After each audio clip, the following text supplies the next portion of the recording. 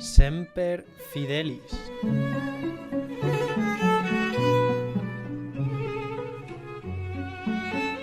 Un programa de historia narrado por Juan Pulido Arroyo.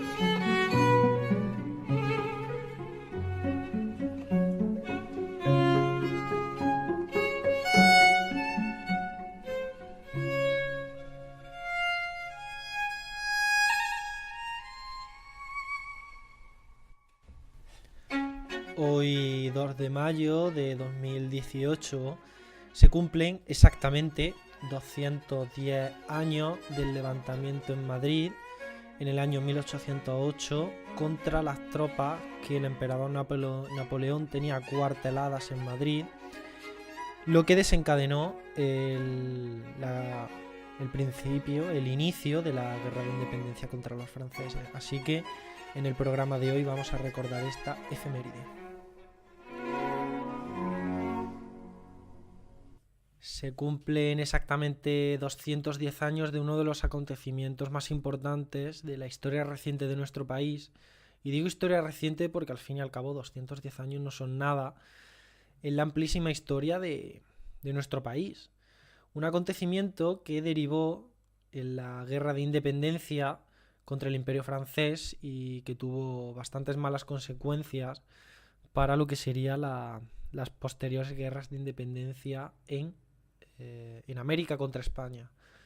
Tanto la guerra como sus consecuencias las intentaré abordar en otro programa, porque si no este me va a quedar demasiado largo. Si fuera por mí yo estaría aquí hablando horas y horas, pero tampoco es plan porque si no la gente se aburre y quiero que se haga lo más ameno posible, por lo que nos situaremos en el contexto histórico. Eso sí es cierto, tenemos que hablar del contexto histórico y hablar sobre todo de un hombre que lo puso todo patas arriba, que fue Napoleón Bonaparte, como ya todos sabréis. Pero bueno, entrando ya al tema, en el contexto histórico cabe destacar años antes, desde 1808, la Revolución Francesa. Una Revolución Francesa que puso patas arriba todo el sistema hasta entonces conocido como antiguo régimen. Tanto la monarquía como las clases altas habían estado acomodadas durante muchos siglos y esta revolución, pues obviamente todos esos cimientos las monarquías veían como podía desbaratarse, ¿no? Estaban pues obviamente asustados es la palabra tal cual. Gran Bretaña ya había conocido en sus propias carnes lo que es que haber perdido un territorio en América 6 años antes, y esto fue obviamente utilizado en la Revolución Francesa. Esta guerra en América fue un mazazo importante para Inglaterra. Esto obviamente las grandes potencias también se dieron cuenta, y juntando esto con que una colonia se independizara junto con los ideales que transmitía la Revolución Francesa, pues obviamente en Europa no sentó demasiado bien, por lo que en el año 1789, y después de que Luis de Borbón, además de todo esto, fuera guillotinado, se formó la primera coalición entre monarquías europeas, entre ellas España. Claro, matan a un rey, los ideales de la Revolución Francesa, se independiza a Estados Unidos, todo esto. Bueno, esto fue un mazazo ideológico brutal en la burguesía y monarquías de principios del siglo XIX y finales del XVIII, por lo que una vez la Primera República Francesa se asentó, se formó la primera coalición, como ya he dicho, para luchar contra básicamente que esto se desatara por toda Europa. España participó y esto pone fin a... Desde que básicamente la monarquía borbónica se instalara en España, España y Francia habían tenido muy buenas relaciones. Básicamente porque tenían un enemigo común que era Inglaterra. Inglaterra era enemiga de Francia y España, Y no sé si os acordáis, los pactos de familia por los que España y Francia se unían contra el Imperio Británico, y del que uno de estos pactos trajo consigo la reconquista de Menorca. En la guerra de sucesión se perdieron, además de muchos territorios europeos, España perdió Menorca y Gibraltar, y gracias a esta alianza con Francia y Francia y España aliados contra Gran Bretaña y ayudando a América a independizarse de Gran Bretaña, pues en uno de estos pactos España logró reconquistar Menorca. Pues después de toda esta amistad entre familia borbónica entre Francia y España, pues obviamente que mataran a un Borbón en la guillotina en Francia, esto a España pues le dio repelús. Y en ese momento pues se cerraron completamente las fronteras y las amistades entre España y Francia. La coalición fue derrotada y se firmó la paz de Basilea. Pero claro, a todo esto Francia quería más. Y Napoleón estaba al pie del cañón. Napoleón, cuando se firmó la paz, luego Napoleón fue destinado a Italia y Egipto en 1796, 97 estuvo en Italia y 98 en Egipto, acumulando una muy buena experiencia militar. Entre lo que pasó en Francia y ahora encima, si tenían un comandante como era Napoleón, pues obviamente esto en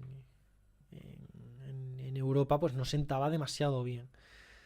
Después de la derrota monárquica y la paz de Basilea, Godoy, que era el valido de Carlos IV, llegó a un acuerdo con Francia, porque vio que la cosa se empezaba ya a estabilizar, y después del Tratado de San Ildefonso, firmado por Godoy en 1796, podríamos decir que la amistad entre Francia y España volvía un poco a la de antes. No había ningún Borbón. En Francia era una república, pero seguían teniendo un enemigo común, que era Inglaterra, por lo que después del Tratado de San Ildefonso las dos potencias se aliaban contra el Imperio Británico. Una de estas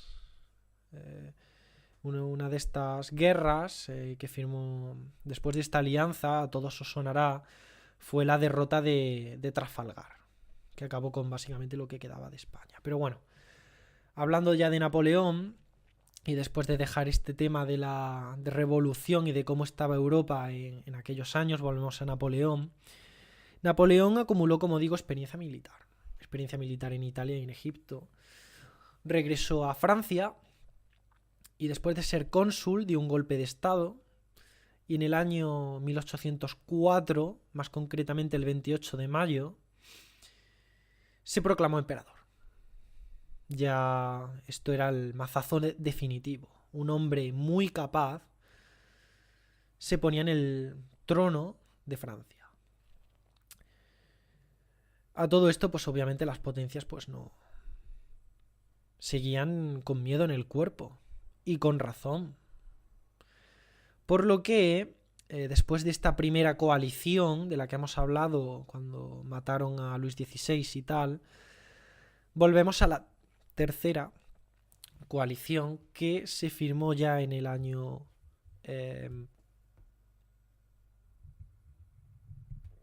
y esta tercera coalición, que como digo la formaban Gran Bretaña, Suecia, Rusia, Austria y Nápoles, se unieron a la guerra que empezó Gran Bretaña en el año 1803 contra Francia. Obviamente pues en estos años pues ya España era aliada de Francia, por lo que claro, Francia, al ver que no solamente Gran Bretaña sino que es el resto de potencias se metían contra ella, dijo: mira, España, ayudadme, y le pidió a España dos cosas. La primera era dinero para financiar la guerra, y la segunda fue la Armada Española.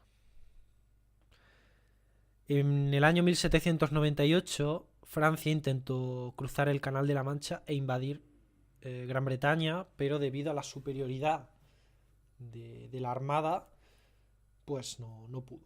Por lo que, aunque la armada española no era lo de antaño, Napoleón la pidió. Bueno, la pidió que se la tenían que dar sí o sí. Y a esto fue a lo que derivó luego, posteriormente, la guerra de Trafalgar, la batalla de Trafalgar. Y, pues bueno, la derrota de España y Francia. Esto fue una derrota brutal. España había cambiado muchísimo desde Felipe II, obviamente. No era la primera potencia, ni muchísimo menos de aquellos años, pero ya esto fue el mazazo contundente. Por lo tanto, el 21 de octubre de 1805, lo poquito que quedaba de la Armada Española se perdió. Napoleón a todo esto siguió expandiéndose, porque esto obviamente no le detuvo para nada. Para nada. Siguió avanzando y ya, por ejemplo, en el año 1805 se desplazaba hacia el este. Y se tuvo la batalla de Austerlitz el 2 de diciembre de 1805. Napoleón era imparable, completamente imparable. Y a todo esto, Napoleón obviamente quería Europa. Y obviamente quería atacar Portugal. Porque obviamente Portugal era una aliada de Gran Bretaña. En 1806, tras fracasar otro intento de invasión a Gran Bretaña, sobre todo después de la derrota de Trafalgar, pues la cosa se quedó muy mal. Napoleón se quedó muy mal, por lo que lo único que podía hacer, ya que Gran Bretaña era una isla, era decretó el bloqueo continental. Veía que por mar era imposible y dijo, pues mira, lo bloqueo. Bloqueó completamente todo el comercio con Gran Bretaña. Por lo menos para que fuera herida de gravedad. El comercio en aquellos años era importantísimo, sobre todo con las colonias. Por lo que decretó el bloqueo continental, que obviamente Portugal pues no lo hizo, no lo siguió. Dijo, Gran Bretaña es aliada mía, yo no voy a hacer lo que me diga el francés este, ni muchísimo menos. Napoleón obviamente se enfadó una barbaridad y trazó un plan para invadir Portugal. Pero claro, no podía atacar por mar, era impensable atacar por mar. Por lo que necesitaba transportar sus tropas terrestres a Portugal, pero claro, para ello necesitaba atravesar España. Por lo que, ya en el año 1807, habló con Godoy, que era, como digo, el valido de Carlos IV. Y le dijo, mira, necesito pasar tus tropas por tu país y a cambio de que me ayudes, lo mismo que me has estado ayudando, pues nos repartimos Portugal. Parecía muy sencillo. Godoy dijo, bueno, pues de acuerdo, acepto. Por lo que el tratado, llamado Tratado de Fontainebleau, 1807, decretaba que España abría sus puertas, sus fronteras, a tropas francesas para que atacasen Portugal. Y de ahí, luego España se quedaba con una parte y Francia con la otra. Godoy, en ese momento, no era muy demasiado querido, podríamos decir. Y todo esto, sobre todo el Godoy, se vio reflejado después del Tratado de Fontainebleau se vio reflejado en lo que posteriormente, en 1808, sería el motín de Aranjuez, que yo creo que esto os sonará prácticamente a todos. ¿Qué fue el motín de Aranjuez? Os lo voy a explicar yo ahora mismo. El motín de Aranjuez tuvo lugar el 17 y 19 de marzo en 1808 en Aranjuez, un mes y poquito antes de que se declarara este levantamiento. Debido a la política de Godoy con el trato que le daba a Napoleón. Godoy era, como digo, el válido, era el que tomaba parte en las decisiones de Carlos IV, pero claro, esto la gente no lo veía demasiado bien. Napoleón, esto nos huele a nosotros bastante mal, ¿no? Que esté invadiendo Europa, que ahora quiere invadir Portugal porque es aliada de Inglaterra, pero que nos llene España de tropas. Bueno, esto no se veía demasiado bien, la verdad. Además, que el descontento con Godoy viene de largo. Porque, como digo, fue Godoy el que, por ejemplo, firmó en 1796 esta amistad, esta reconciliación con el gobierno francés. Y desde 1796 hasta 1802, la guerra para España no había traído nada bueno. Había producido muchos problemas económicos, pues básicamente el imperio no se podía manejar igual con las derrotas sufridas navales.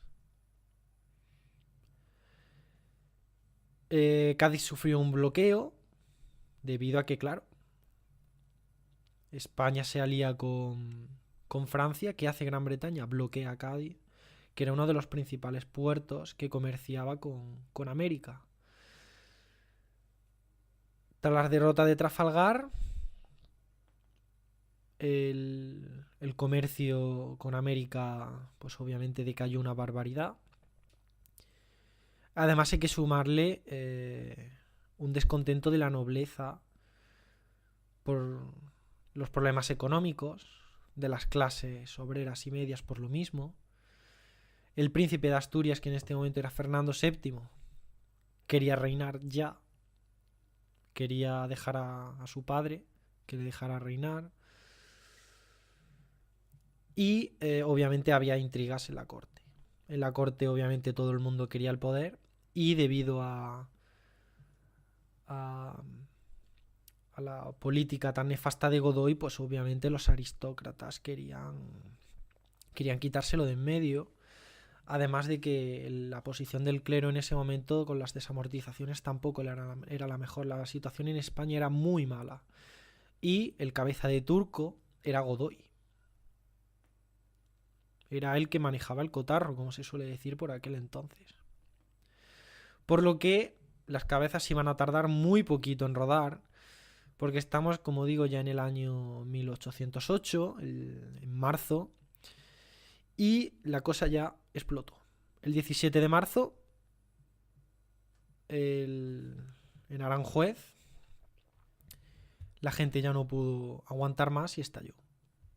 Explotó debido a la situación tan lamentable y de que hacía ya un año que había tropas francesas en España. Y esto fue lo que realmente alarmó a Godoy. Y dice, bueno, es que aquí las tropas francesas llevan ya tiempo aquí y de aquí no se mueven. Por lo que en marzo, temiéndose lo peor, y esto os sonará, la familia real se retiró a Aranjuez y, como ya sabéis, estuvo a punto de huir a Sevilla y partir a América. Esto yo creo que sonará bastante. La verdad es que cuando a mí lo daba en clase me impactó, ¿no? Porque, bueno, o sea, la familia real, el rey, deja a sus súbditos detrás salvándose él. Y Godoy como cabeza de turco. Por lo que la situación ya en marzo explotó. La familia real estaba completamente desacreditada. Fernando VII quería gobernar. Carlos IV se quería en el poder. Godoy no tenía ni la más remota idea de lo que hacer. Y en marzo, con el motín de Aranjuez, básicamente estalló absolutamente todo. Después de lo acontecido en Aranjuez, las tropas napoleónicas se apresuraron rápidamente y entraron en Madrid el 23 de marzo de 1808, ya con Fernando VII como rey.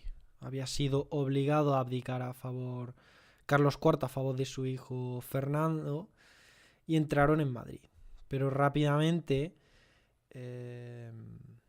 al día siguiente, cuando son obligados a abdicar, rápidamente son obligados a acudir a Bayona para reunirse con Napoleón. Eso ya sucedería en 6 de mayo, cuando son las abdicaciones de Bayona. Y entre tanto, Napoleón lo que quería era reunir a la familia imperial en Bayona para abdicar a favor de su hermano José Bonaparte. El infante Francisco de Paula, que era el 13º, si no recuerdo mal, hijo de Carlos IV, seguía en Madrid. Y hubo orden a las tropas francesas de que lo sacaran de allí y lo condujeran a Bayona. Lo que pasó fue que los madrileños pues no se dejaron.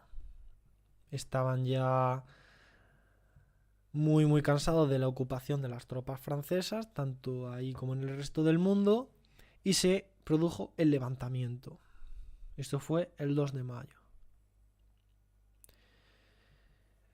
Empezaron las luchas en la calle, como la gente normal sale a la calle, empezó a pelear contra los franceses, y las tropas francesas necesitaron incluso pedir refuerzos. El comandante Murat, en ese momento, que era el que estaba en Francia, básicamente se tomó la justicia por su mano.